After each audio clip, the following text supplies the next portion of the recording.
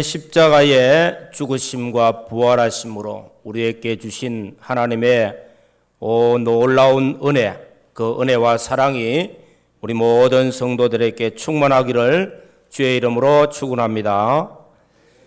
우리가 예수 그리스도를 믿고 구원받았습니다. 구원받은 우리 성도들을 가리켜서 하나님의 자녀라, 하나님의 백성이라고 말씀합니다. 이 하나님의 백성된 우리 성도들에게 세 가지 복이 주어졌습니다. 첫째로는 하나님과 화평을 누리는 복입니다. 나는 죄인이었습니다. 원죄와 본죄 아래 있었던 자였습니다. 그래서 하나님과의 원수된 우리를 주님의 십자가의 피로 우리를 구속하여서 하나님과 화친을 이루었어요. 화평을 이루었습니다. 이 화평은 너무나 소중합니다. 하나님과의 화평을 통해서 우리가 이 땅에서 가정에도 평화를 누리고 우리 교회에서도 사회에서도 삶에서도 화평을 누리는 복입니다. 그래서 이스라엘 백성들에게 있어서는 그들의 인사말이 살롬, 평강이 있을지어다, 화평이 있을지어다 하는 것입니다. 이 화평의 복을 받아 누리고 또 늘 누리는 우리 성도들이 되어져야 되겠습니다. 또 예수 그리스도를 믿음으로 말미암아 두 번째 주어진 복은 하나님 앞에 담대히 나아갈 수 있는 복입니다. 하나님 보좌 앞에 나와서 예배 드릴 수 있는 것도 복이고 찬양을 올려드릴 수 있는 것도 복이고 하나님께 기도하며 또 하나님 앞에 응답받는 것도 복이고 또 하나님께서 우리에게 주시는 은혜의 말씀을 통해서 우리가 은혜를 받고 은혜의 삶을 살 수 있는 것, 하나님과의 관계에 있는 복입니다. 또 세 번째 복은 하나님께서 우리에게 보혜사 성령을 주심으로 우리 인생의 모든 삶 속에서 행복을 누리고 기쁨을 누리게 하여 주셨습니다. 이것이 복입니다. 하나님께서 이스라엘 백성들에게 말씀을 주셨어요. 내 앞에 있는 말씀을 따라 준행하면은 행복이 있을 것이다 말씀하셨습니다. 그렇기 때문에 우리가 하나님 앞에 주어지는 복은 행복이요 기쁨입니다. 이 모든 것들이 예수 그리스도로 말미암아 우리에게 주신 은혜요 축복입니다. 하나님 주시는 평화를 누리고 하나님 보좌 앞에 나아가서 하나님과 교제하고 은혜를 입고 또 하나님께서 주시는 행복과 기쁨이 우리의 모든 삶과 가정에 늘 풍성한 은혜로 임하기를 주의 이름으로 축원합니다. 오늘 본문 말씀을 보시면은 특히 15절에 보시면은 은혜라 하는 단어가 나옵니다.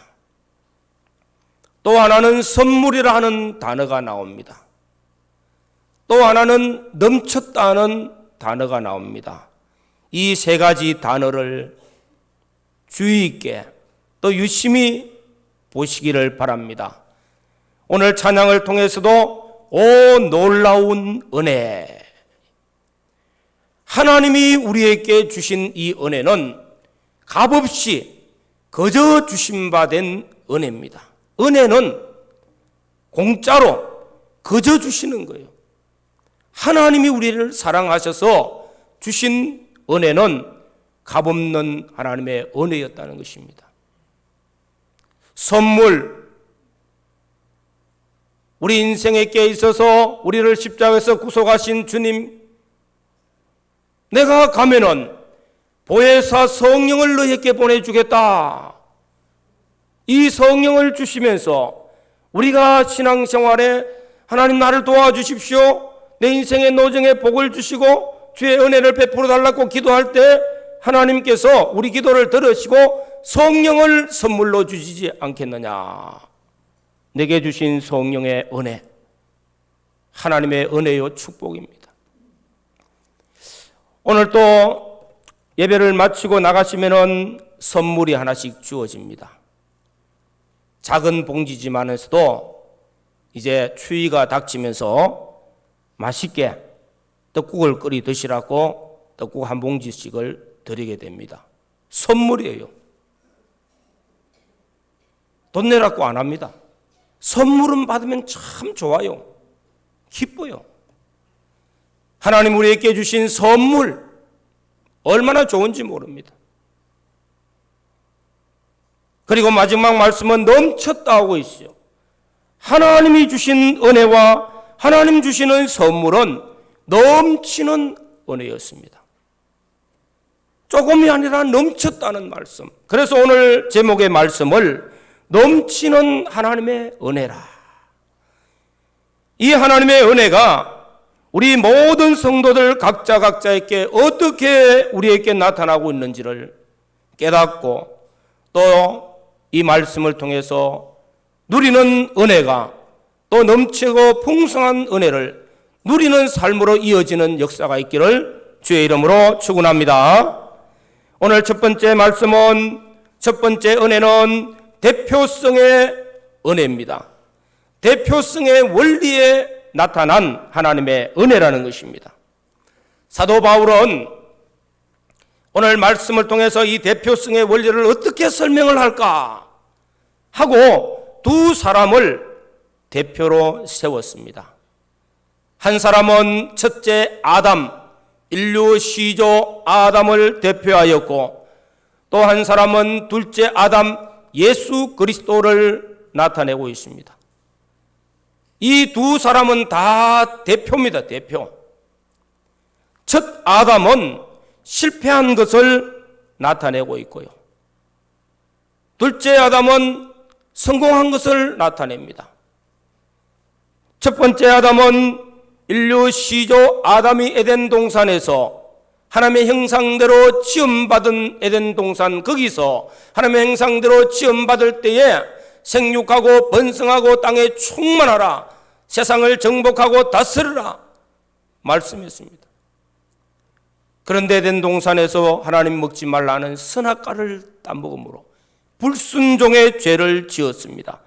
이 불순종의 죄로 말미암아 이 땅에는 죄가 들어왔고 사망이 들어왔어요.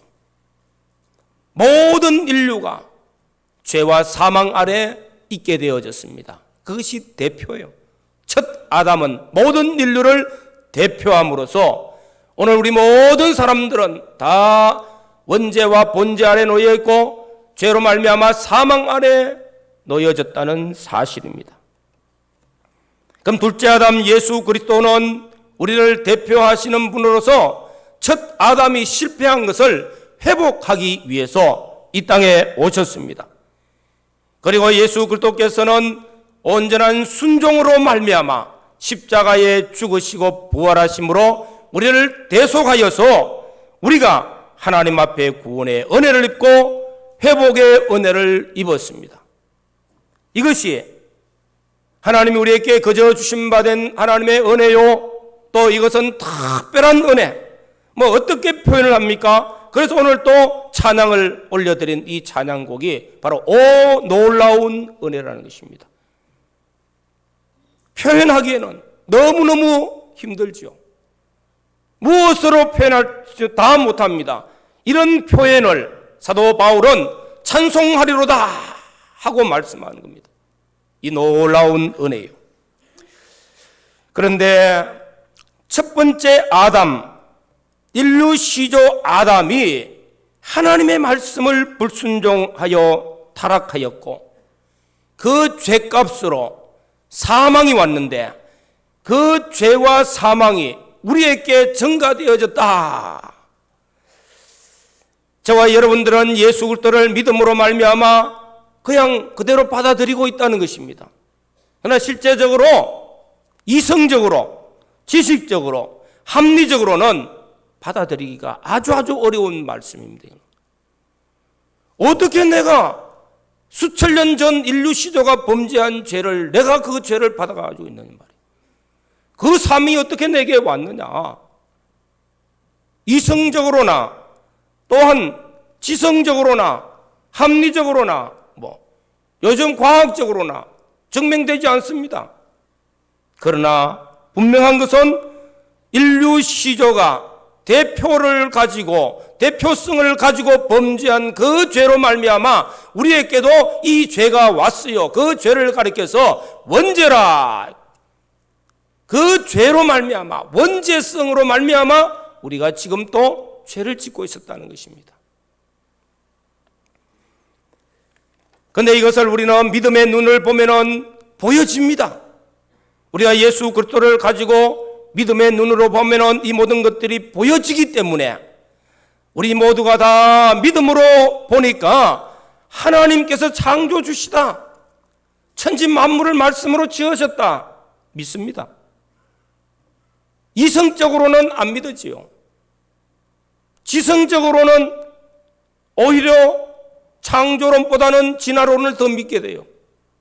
그러나 오늘 믿음의 눈으로 보면서 하나님은 창조주시고 우리는 피조물이고 만물은 그로 말미암아 지음바 되어졌고 우리는 창조주 하나님을 믿고 그 은혜로 말미암아 우리가 살고 있다는 사실을 깨닫고 감사합니다.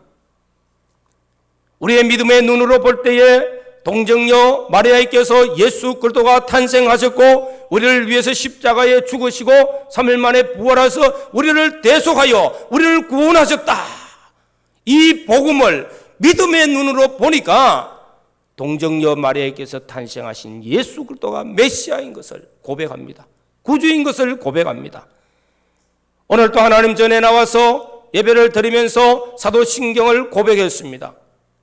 이 고백은 창조주 하나님을 내가 고백하고 동정녀 마리아께서 나신 예수 그리스도가 나의 구주인 것을 고백하는 신앙 고백, 지성적으로 이성적으로 고백한 것 아닙니다. 우리 믿음으로 하나님께 고백한 신앙의 고백이었다는 사실입니다. 그래서 성경은 비밀을 우리에게 나타내고 있는 말씀입니다. 감추어진 비밀을 우리에게 열어서 보여주시는 것을 가리켜서 계시라 그렇게 말합니다. 그런데 이 계시, 열어 보여주는 이 비밀이지만은 이 비밀을 신비하다, 기적이다, 표적이다 이렇게 말씀하면서 우리가 아무나 다 보는 것이 아니에요.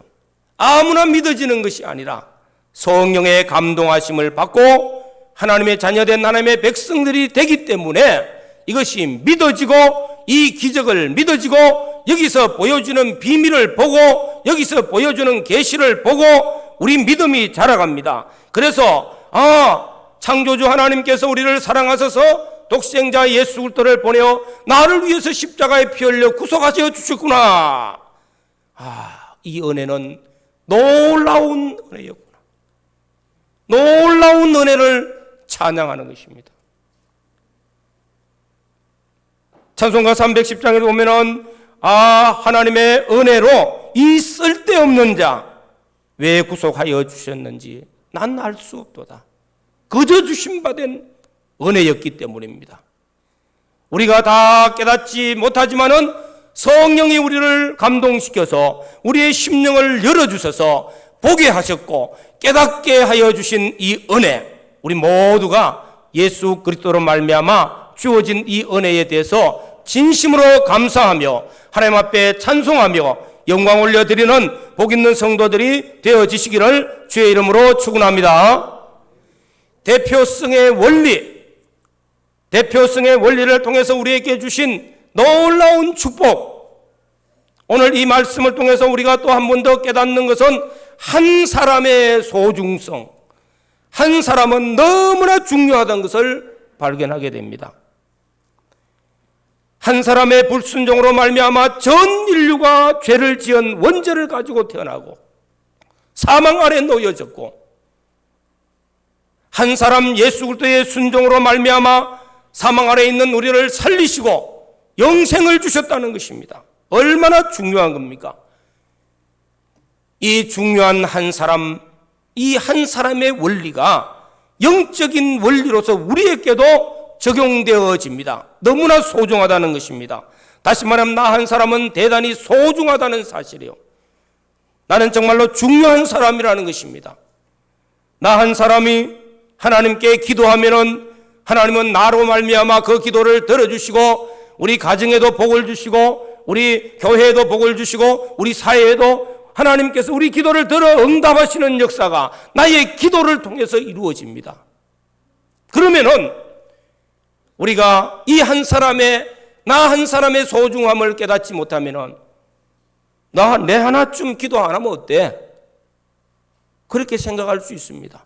그러나 내 한 사람의 기도가 얼마나 소중하면은 나의 기도를 통해서 내 가정이 살고 우리 사회가 살고 교회가 살고 하나님의 역사하심이 나타난다고 하면은 나는 대단히 소중한 사람입니다.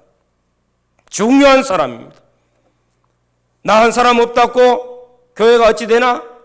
나 한 사람의 헌신과 희생이 하나님의 교회를 살리고 하나님의 교회를 세우고 하나님의 교회를 통해서 많은 사람들이 은혜를 받고 복을 받습니다. 우리는 역사적으로 한 사람이 얼마나 중요한가 다 압니다. 독일의 히틀러 한 사람이 그의 감정이 어릴 때부터 쌓아왔던 그 감정이 유태인을 60만 명을 살해하는 그런 아주 무서운 죄를 범하게 되어지고 그 속에 있는 감정이 폭정으로 나타나서 전 세계에 얼마나 악한 영향력을 끼쳤습니까? 한 사람의 잘못된 것들이 많은 사람에게 해를 끼치게 되어지고 한 사람이 잘하면은 그 결과가 얼마나 많은 사람들에게 유익이 되는지 모릅니다. 우리나라는 과거에 옛날에 한문을 가지고 공부해서 한문을 가지고 모든 것을 일을 했습니다. 세종대왕 한 분이 서민, 평민 아주 저 밑에 있는 말단의 모든 사람도 공부를 하고 책을 읽고 이런 일을 할 수 있도록 우리나라의 글을 만들자 해서 한글을 창제했지 않습니까? 한글이 나오면서 오늘 우리 시대 가면 갈수록 우리나라 우리 모든 백성들이 정말로 공부하기 얼마나 좋았습니까? 우리 어릴 때 한문이 나와가지고 한문 공부를 할 때마다 얼마나 어려워서 또 국민학교 다닐 때요. 한문 공부하다가 한글만 하면 되지 하고 또 폐지시켰다가 또 나왔다가 몇 번 반복을 했어요. 이런 한글을 만들어서 보급함으로써 오늘 만대에 자손 대대로 얼마나 수월하게 공부할 수 있습니까? 의사소통이 얼마나 잘 됩니까? 이런 것들 하나하나 한 사람의 그 의지와 노력을 통해서 많은 사람들에게 영향을 줍니다. 이뿐만이 아니라 우리의 삶 속에도 마찬가지입니다. 우리의 가정에 나 한 사람이 옳고 바르게 했으면은 온 가정이 복을 받고 자녀 자손들이 복을 받습니다. 나 한 사람이 잘못되어지면은 우리 가정이 고통을 당하고 어려움을 당하고 자손들에게 잘못된 영향력을 주게 됩니다. 한 사람의 소중함을 우리는 깨닫습니다. 첫째 아담 예수 그리스도의 순종을 통하여 많은 사람이 구원을 받게 되어진 것과 같이 영생을 얻게 된 것과 같이 우리 한 사람의 순종하는 아름다운 신앙을 통해서 많은 사람들에게 선한 영향력을 끼치는 복 있는 성도들이 되어지시기를 주의 이름으로 축원합니다. 오늘 나가면서 받는 선물도 한 사람이 우리 달산교회를 사랑해서 내가 무언가를 대접하고 싶어서 내놓은 사랑과 정성이 모든 사람들에게 기쁨을 주는 선물이 되지 않습니까? 한 사람의 순종과 헌신은 하나님의 은혜가 많은 사람에게 공급되어지는 축복의 통로가 되어진다는 사실을 기억하면서 우리의 신앙생활에 한 사람, 나 한 사람은 나 한 사람으로 끝나지 아니하고 나는 대표성을 가진 가정의 대표요, 사회에 나가면 사회의 대표요, 우리의 삶의 모든 현장 속에서 대표성을 가지고 내가 순종하여서 내가 아름다운 삶을 통해서 많은 사람들에게 선한 영향력을 끼치고 복을 전해주는 축복의 통로로 사는 복 있는 성도들이 되어지시기를 주의 이름으로 축원합니다. 두 번째로 오늘 말씀에는 두 번째 은혜는요, 왕노릇 한다 하는 이 의미가 아주 중요한 의미를 가지고 있다는 것입니다. 왕노릇 한다 하는 이 표현은 지배한다는 것입니다. 다스린다는 것입니다. 왕은 최고의 통치자입니다. 대단한 권세를 가졌습니다. 그러나 한 사람 아담의 범죄를 통해서 사망이 왕노릇했다고 말씀하고 있습니다. 사망이 첫째 아담의 범죄로 말미암아 원죄를 가지고 태어나는 모든 사람 속에 사망이 왕노릇합니다. 마귀가 왕노릇해서 마지막에 가서 끌고 다니다가 지옥 형벌, 영원한 사망의 불구덩이로 끌고 가는 것이 왕노릇입니다. 이 왕이 잘못되어지면은 나라가 망합니다. 우리가 열왕기 상하, 역대 상하, 오 성경 공부를 통해서 왕을 배웁니다. 그 과거의 왕하고 나하고 무슨 상관이 있어? 그런데 이스라엘 백성들에게 있어서는 왕과 백성은 늘 하나입니다. 왕이 우상 섬기고 왕이 잘못된 길을 걸어가면은 백성도 그 길을 걸어가고, 왕이 망하면은 하나님이 진노하시면은 백성이 진노를 받고 백성이 망하는 거예요. 그래서 왕이 얼마나 소중합니까?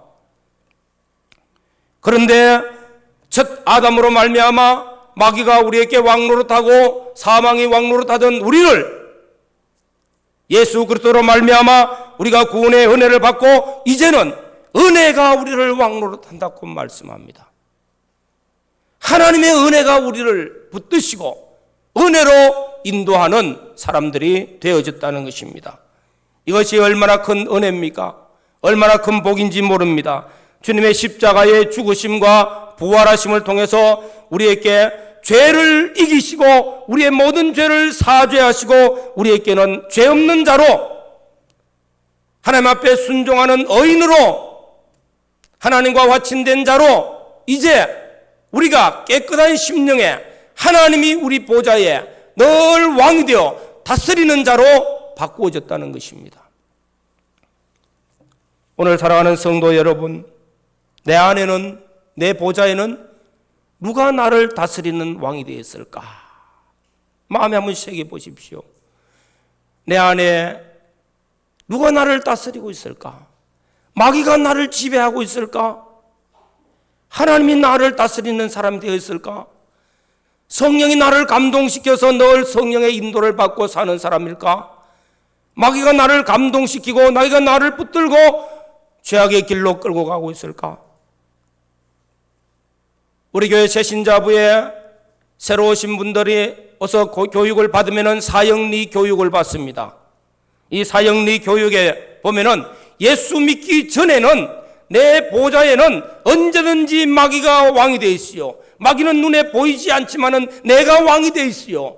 내 보좌에 내가 주인 노릇하고 있지만은 예수를 믿고 나면은 내 중심에, 내 보좌의 자리에 나는 내려오고 그 자리에 하나님이 앉아 계신다는 거예요.